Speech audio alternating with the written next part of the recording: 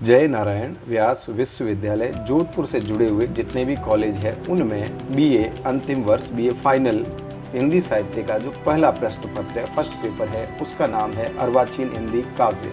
अर्वाचीन मतलब आधुनिक, तो इसको आधुनिक हिंदी काव्य भी कहा जा सकता है। इसमें टोटल 5 यूनिट है, 5 इकाई है और 100 नंबर का पेपर आएगा। और नंबरों का वर्गीकरण कैसे होगा कि साहब 10 सवाल आएंगे, प्रत्येक सवाल जो है 2-2 नंबर का, तो ऐसे करके 2-2 नंबर के 10 सवाल आएंगे जिनका जवाब आपको एक शब्द में या एक लाइन में देना है। प्रत्येक सवाल का जवाब एक शब्द में या एक लाइन में, तो 2-2 नंबर के 10 सवाल और 7-7 नंबर के 5 सवाल आएंगे। और 7-7 नंबर के जो 5 सवाल आएंगे उनमें प्रत्येक सवाल का जवाब आपको 250 शब्द में देना है। और 15-15 नंबर के 3 सवाल आएंगे, निबंधात्मक प्रश्न, बड़े प्रश्न, उनमें प्रत्येक प्रश्न का जवाब आपको 500 शब्दों में देना है। तो ये तो हुआ पेपर का वर्गीकरण। अब जो 5 यूनिट है उसमें जो फर्स्ट यूनिट है, पहली यूनिट है, उसमें मैथिली शरण गुप्त और जयशंकर प्रसाद की कविताएं आती है। मैथिली शरण गुप्त की सारी कविताएं लोक प्रसिद्ध महिलाओं के ऊपर आधारित है। तो मैथिली शरण गुप्त की कौन कौन सी कविताएं और उनके कौन कौन से काव्यांश हैं आप गौर करें। कैकेयी, अनुताप, उर्मिला और यशोधरा, ये तीनों जो कविताएं हैं उनके अंश लिए गए हैं और आपके सिलेबस में डाले गए हैं। जयशंकर प्रसाद की कौन सी कविताओं के अंश हैं? आंसू, हे लाज भरे सौंदर्य बता दो, ले चल वहाँ भुलावा देकर, अरुण यह मधुमय देश हमारा, ये सारी कविताएं जयशंकर प्रसाद की। तो पहली यूनिट में मैथिली शरण गुप्त, जयशंकर प्रसाद, इनकी कविताएं, कविताओं के अंश और दोनों कवियों का परिचय और विशेषताएं, तमाम चीज़ें पूछी जाएगी पहली यूनिट में से।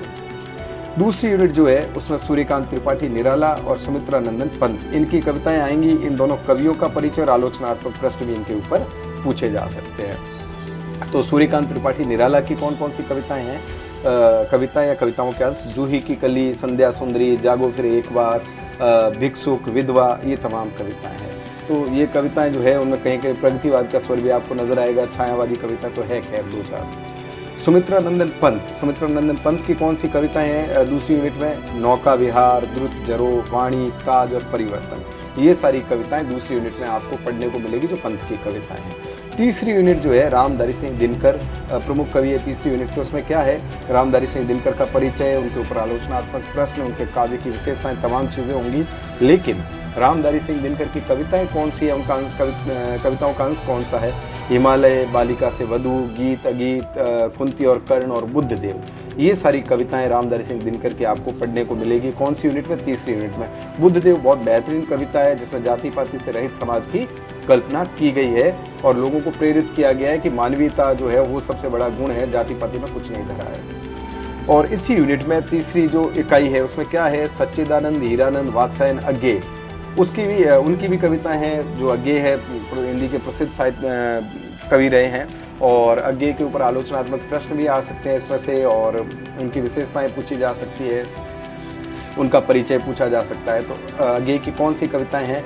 कलगी बाजरे की, रात होते प्रात होते, सांप के प्रति, यह दीप अकेला और 26 जनवरी, ये सारी कविताएं आपके सिलेबस में डाली गई है, कोर्स में डाली गई है। और सांप कविता बड़ी ज़बरदस्त कविता, छोटी सी हाइकू टाइप की कविता है, बहुत छोटी कविता है, लेकिन आपके ऊपर ये कविता सीधा सीधा प्रभाव छोड़ती है।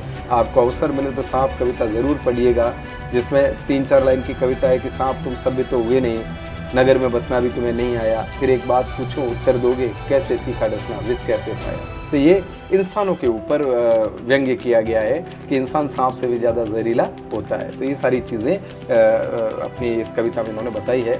चौथी इकाई जो है उसमें द्रुत पाठ के कवि आ जाएंगे। अयोध्या सिंह उपाध्याय हरिऔध है, महादेवी वर्मा और माखनलाल चतुर्वेदी, उनका परिचय और इनके छोटे सवाल इनसे इस यूनिट में से पूछे जा सकते हैं। 5वीं यूनिट भी द्रुत पाठ से संबंधित है। उसमें केदारनाथ अग्रवाल, हरिवंश राय बच्चन और धर्मवीर भारती जैसे कवि आ जाएंगे। और केदारनाथ अग्रवाल जो है वो बहुत ज़बरदस्त कवि रहे हैं, उनकी कविताओं में प्रगतिवाद का स्वर भी आपको नजर आएगा और राष्ट्रवाद, राष्ट्र प्रेम दिखाई देगा केदारनाथ अग्रवाल की कविताओं में। केदारनाथ अग्रवाल ने एक जगह कहा है कि मर जाऊंगा फिर भी तुमसे दूर नहीं हो पाऊंगा, मेरे देश तुम्हारी छाती की मिट्टी में बन जाऊंगा।